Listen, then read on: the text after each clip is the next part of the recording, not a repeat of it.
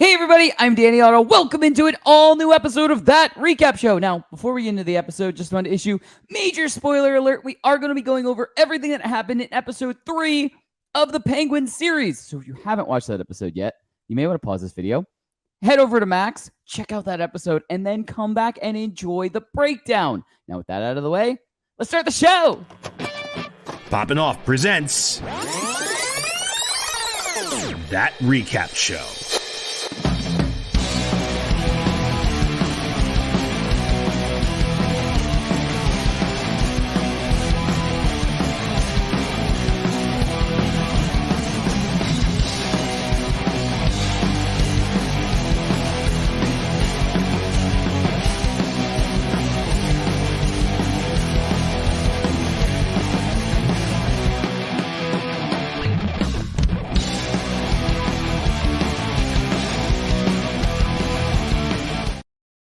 All right, joining with me to break down everything from episode 3 of the Penguin series, it's Jon Jon Rico. Hello. Hello. We're here. Whew, we are here, and look, I feel like we're gonna sound like we're cut and pasting the intro to this, every recap for every episode. But this is a solid good episode that we just got. The consistency is staying along here as far as quality. Yeah, I mean, I feel like I'm gonna say the exact same thing every single time. It just feels like movie quality, which it impresses me every episode in this series type of thing. Not that other series are bad, but they there's a difference. I feel like in some series versus this one, where some series, you're watching TV or you're watching a series versus like what they would do cinematically for a movie and stuff like that. But this feels like a movie. Like every single episode I watch feels like I feel like I'm just watching a movie at this point. Yeah, to quote Paul Rudd and I Love You Man, have you ever seen Sunday Night Television on HBO? It's fantastic. and it still holds up to this day. Well, now you got to replace it with Max. Yeah. Well, it's still technically on HBO now too, because HBO is like, this show is so good that we want this for our Sunday night show. So that's why when the show originally debuted on Thursday, they switched it to Sunday going forward too. Yeah. So it's like we got a gem here on our hands, and they've been proving us right so far. Yeah, absolutely. And just kind of like, I mean, this is perfect. I can pick up right where we left off with the last recap. Is we got that payoff. We get to see Oz and Sophia working together in this episode. Mm-hmm. And I gotta say, look, they're a pretty good, solid team when they can keep things together. Internally, it's combusting, but at the same time, from the outside perspective, they're getting shit done. Like they can get shit done when they can work together, type of thing. So, I liked seeing their dynamic and seeing how they were able to basically get what they want. Like they set up meetings, they set up a trial thing at that club, you know what I mean? Like they got shit done working together. So I mean, it obviously we know it's got to fall apart, but from what they had in this episode, I think they made a pretty damn good team. So yeah, I agree. Yeah. But Rico, what were some of your instant reactions for episode 3? I did really like seeing that dynamic of them working together, especially when they were actually making the moves during their plan. Yeah. One when they were confronting Johnny Vitti, of course, and they set up that whole plan. That was really cool. But even in the meeting with the Dilo that they had in the club later on, there was a point where I felt like Penguin was talking us up, but it wasn't just working all the way. And then Sophia could kind of sense that, and then she kind of picked up on what Oz was trying to get him to kind of convey, and then she kind of helped kind of put that over for him. So yeah, I did kind of like that aspect of it, and just kind of watching those two play off each other it was very, very interesting to watch. Especially now we have a lot of clues about their past relationship too. There's kind of a kinship there between them, but there's also that era of not being able to trust them as well. But I'll definitely talk a little bit about more about that later on for sure. Yeah. But one of the things I love about this episode particularly is that it's pretty much a Vic focused episode. Right from the very beginning of the episode, we get a cool little flashback to kind of the events of the Batman movie, where we get to see kind of Vic's home life right as the whole bombings that the Riddler happened that flood the city happened as it happened basically. So yeah, that was a very interesting thing to kind of see those events and how those ultimately shape the path that he ends up going on, and that really a lot of his big choices are made in this episode as well. So yeah, that I think kind of watching like the person that he kind of was, this kind of like loving family kid, and then as soon as he loses everything, he's kind of forced to make some choices that he probably didn't think he would have to make. And yeah, and leads to some pretty interesting character dynamics too in this episode too. So yeah, overall, I thought that was really cool. I even like kind of the way that they're showing how like the past, Vic's past is also kind of like affecting his life in the cousin time too, with that scene in the club where he kind of has like a little bit of like a PTSD moment, Yeah. basically. Yeah. So that's like another layer of his character that's going to be very interesting to see kind of like work itself out as the season goes on. And ultimately how that's going to play into the kind of character arc that he's going to go into later on too. But yeah, just a really solid episode for Vic overall, but also some really amazing just one-on-one acting scenes in general. Yeah, absolutely. And what's really cool about this series in general is it's giving us context from the movie that we didn't even kind of know that we needed, I guess. It is, at least for me, that's the way it kind of feels, is we're getting these contexts because, you know, the movie, we kind of had the context of Batman. We're kind of seeing it Right. through, you know, the majority, we're seeing it through his eyes. We also from this series now, we get two different kinds of perspectives from, like, especially from this episode, but the series in general. We got, you know, kind of the crime, you know, The criminal element. yeah, the criminal element by seeing everything through Oz's eyes that started the entire series, the Mhm. very beginning. How But that now, affected their business. Yeah. yeah, and now we're getting it from, you know, kind of just a civilian. Vic was just a civilian at that point, Yeah. just like you were saying, and we get to see how those events, you know, horrible events unfolded at the end of the movie, and how, you know, it basically, just like you said, put him on this path now of you know what the aftermath looks like and stuff like that. So it's really cool that this series is now able to add kind of this context and make the movie like just have more layers, I guess, Yeah. that Oh yeah. that weren't there originally. We're talking about a movie that's 4 years old at this point, and it's cool that we can have this series that is still able to put stuff back to that movie type of thing. It's just really cool. I'm really enjoying like having these two things together, kind of pulling back and forth. Yeah. That's what makes Gotham as a whole just so compelling as a setting for these kind of stories too. Yeah, absolutely. You want to get to some big takeaways? Yeah, let's do it. Awesome. All right, I'm gonna kick off big takeaways, and you know, in an episode that I feel like so much happened there, because I mean, a shit ton happened. You know, we had, you know, Oz and Sophia making deals, making moves, you know, kind of blackmailing people and, Mhm. and testing out the drug at the club. Like, we had a lot of Yeah. happening. The We also introduction got, of Bliss. Yeah. yeah, the introduction of Bliss. We also got the kind of a little bit of a backstory on Vic. Like, we got so much in one episode.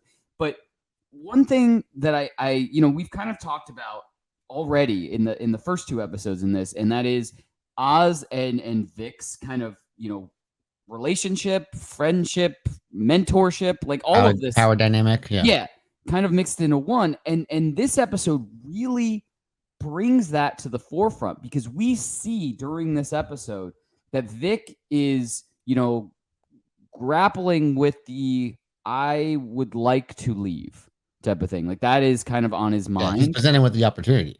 Right. Right. But he's also like in his head, you know, saying, "Well, I can't leave. I know too much. Like, I'm in too deep at this point. Like, I'm not Mhm. getting out of here alive." Um, but while this is happening, we see Oz kind of like, you know, getting a lot closer to Vic and like in a nice way, not like through like angry lessons and then you know, showing a kinder side of it. Like, literally, this whole episode is kind of Oz, you know, you know, first off paying Vic, second off, like, you know, telling him he needs to start standing up for himself, like not making people rush him. You know, you don't gotta do that. Yeah, I know. You should do it. Fuck what they think. Let them wait. Like, teaching like kind of decent things that, like, you know, a mentor would teach you, not like a criminal mentor, but just like a mentor in general. Like, you have to be, you know, stand up for yourself, like let tell people that you need to like time to speak type of thing, and just like all of this stuff. And so we see us like becoming like this kind of, you know, closer in this bond and mentorship and stuff. And then what really brings it to the forefront is when Oz finds out that Vic is deciding to leave, basically, or is thinking about leaving, I guess. And you really can see in that really quick moment that Oz is actually hurt. Like, he has started to invest in this relationship with Vic. Like, you can really tell from that, like, in kind of see that he's hurt, because as soon as he tells him to leave, he goes, fine, right, leave. He immediately goes to the bar and just starts drowning his sorrows, like that he just like lost someone type of thing. So you can really see how, you know, Oz has this started off as just like, you know, I'm gonna have this guy to be able to drive me around and stuff like that. To Oz looks at him as, you know, not only a secondhand, like his right hand man, but like, you know, as like his protege, as someone that he is, you know, grown very fond of, I guess, in general. Like, it was very well written in that, not only like throughout these 3 episodes in general, but in this episode specifically, because we really see that and how much it hurt him when he, you know, found out that Vic was thinking about leaving and stuff like that. So I really enjoyed that. And like I said, so much happened in this episode.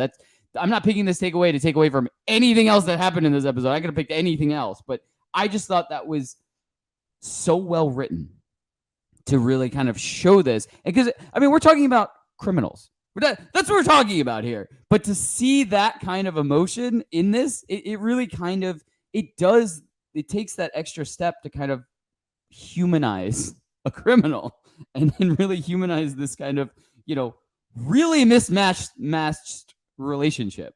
Like, and I just really enjoyed that. But Rico, what were some of your big takeaways from episode 3? Yeah, that dynamic in general is very interesting to see, because obviously we have the scene where Vic is obviously talking to his girlfriend about like the way he kind of perceives the relationship, like, can't leave. I kind of feel like I can't leave because of what I know. Like, he's almost kind of written like all these kind of like what he knows about that life in his head, like just that probably what any of us would probably assume in that scenario as well, probably. And then of course we get that great scene of them at the restaurant, of course, where he starts learning more about his family. And yeah, they kind of form a little bit more of that personal bond. You can see that Oz has a genuine interest in him in that on a personal level. Of course, it all goes to way he kind of sees a version of himself in there.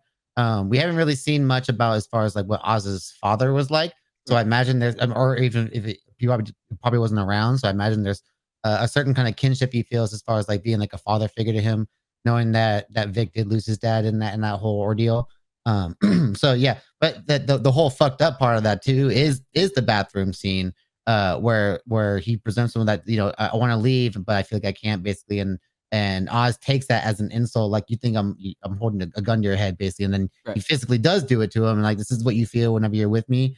And yeah, there's that part of him where like he feels personally hurt by it, but he almost can't see like Vic's perspective of that too, because I think it also goes back to Oz's mother relationship with his mother, of course, because he only knows a certain kind of like almost emotional manipulating that he's almost kind of like unknowingly projecting onto Vic in a way that he thinks is his version of love. And I think it's also our way of seeing that Oz is someone who's got that side to him still.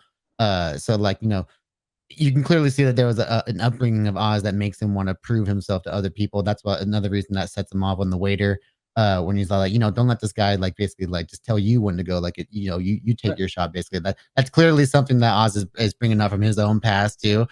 So yeah, I always like watching those little small character moments and seeing how that affects their relationship.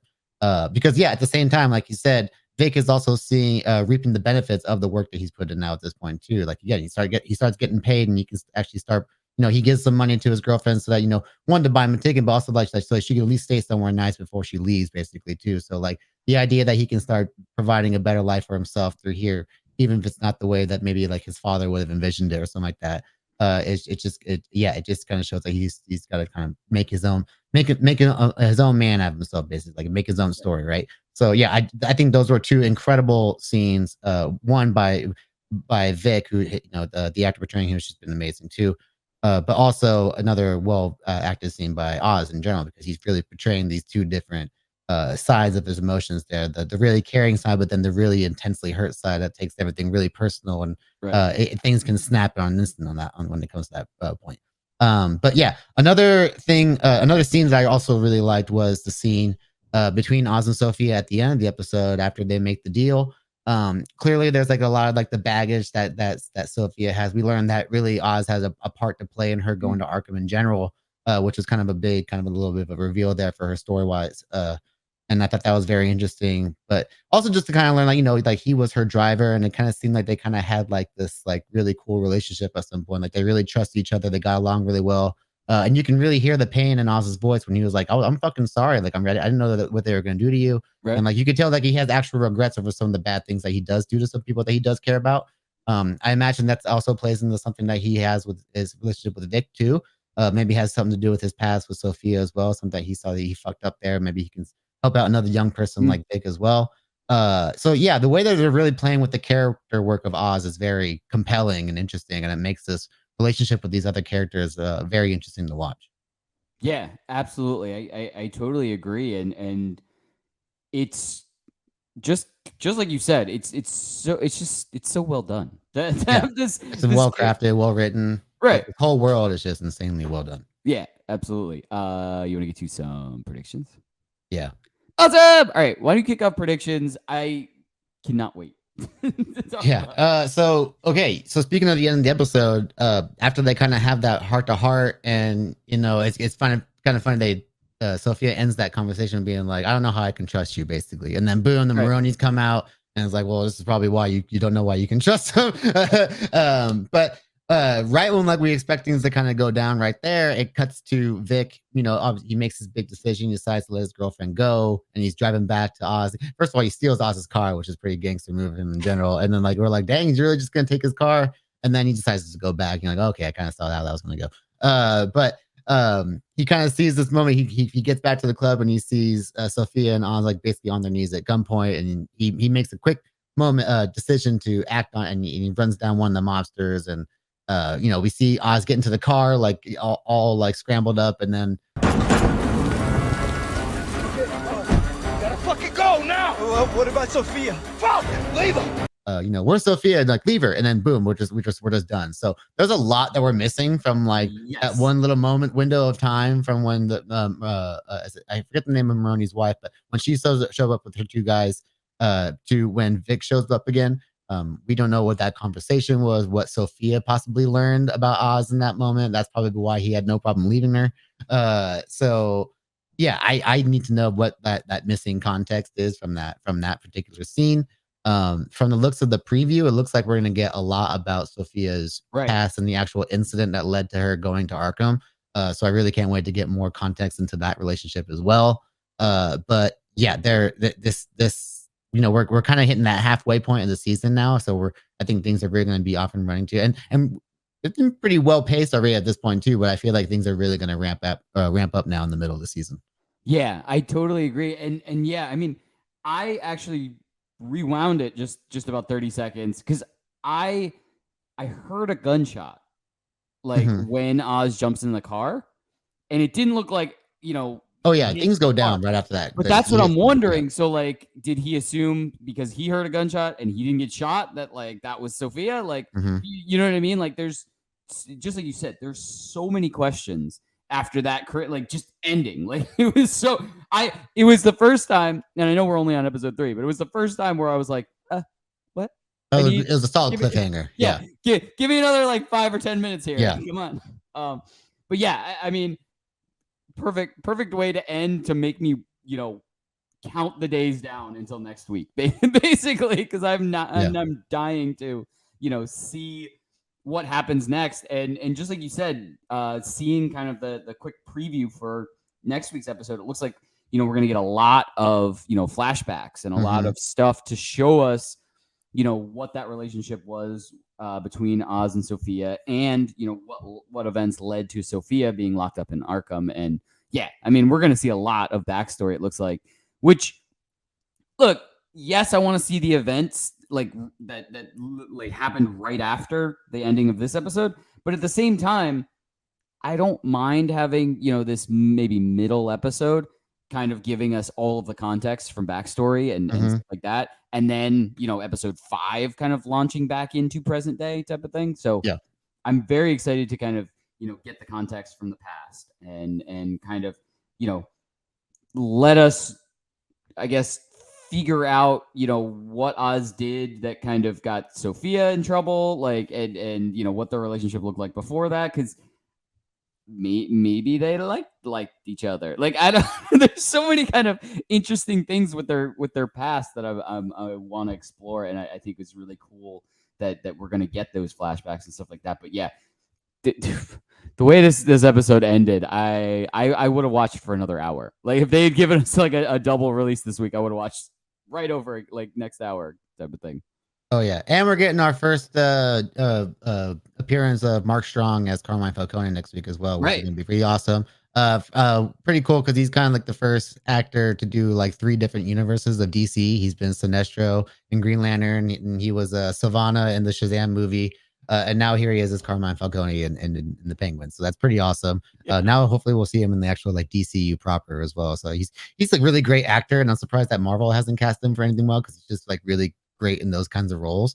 But yeah, I'm really excited to kind of see like what he'll do to play off of John Turturro's performance in the Batman and how much like they can kind of line that up, because I think it's a really solid like recasting as far as like 2 good actors in this role goes. Yeah, absolutely. I mean, look, at this point, we've got 3 really solid episodes. I don't think they can really do anything. Yeah, we're looking good. Like, right, no missteps as far as I'm concerned. So, but yeah, I'm very excited for next week's episode and the rest of the series in general. I cannot wait. So, but as we always say, that's what we think. Let us know in the comments below. What did you think of this episode? And what do you think happened at the end of the episode? Like, is Sophia alive? Is she now going to be with the Maronis? Like, what is happening moving forward? And as always, don't forget, like, subscribe, and turn on notifications to hear about all of our latest audio and video podcast releases. Bye, everybody! Poppin' Off presents That Recap Show.